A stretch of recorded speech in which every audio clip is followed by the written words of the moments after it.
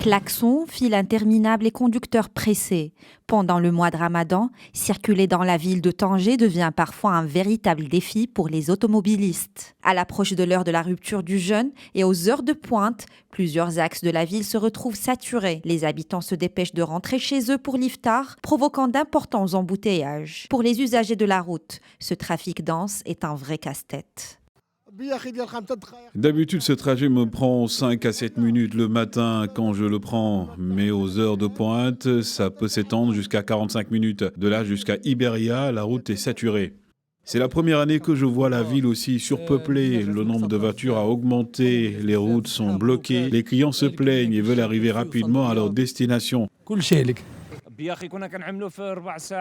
Le trajet qui durait maximum 15 minutes, aujourd'hui je le fais en 30 minutes. J'arrive en provenance de Soukbara à Misnana, ça m'a pris 37 minutes. Dans cette ville du nord du Maroc en pleine expansion, l'augmentation du nombre de véhicules et la concentration du trafic dans certains quartiers accentuent encore ces difficultés. Au milieu des klaxons et de l'impatience des automobilistes coincés dans les embouteillages, la tension est palpable. Le centre-ville est la zone la plus impactée par ce trafic et ce qui rend la circulation encore plus compliquée, ce sont les automobilistes qui se garent en pleine route car il n'y a plus de place disponible dans les parkings. Quand on stationne dans une rue à sens unique, à double voie, ça complique la situation.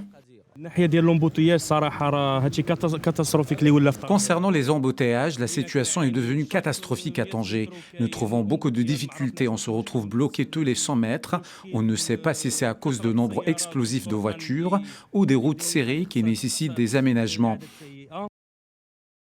Face à cette situation, les autorités locales multiplient les projets d'aménagement pour améliorer la fluidité du trafic. Malgré tous les efforts déployés aux heures de pointe, la patience restera la seule solution pour les conducteurs.